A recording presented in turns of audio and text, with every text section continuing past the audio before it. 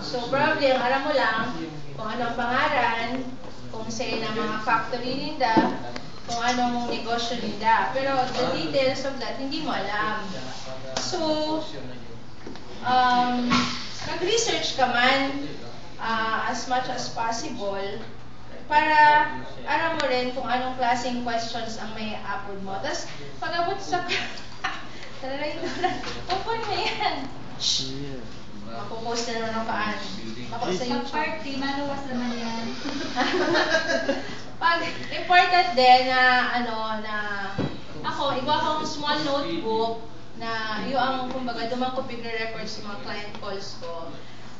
Tapos, before man ako magduman sa client, kasi minsan, carried away ka mga discussions. So, mga dapat na aputon mo, din na doon na apot. Exactly.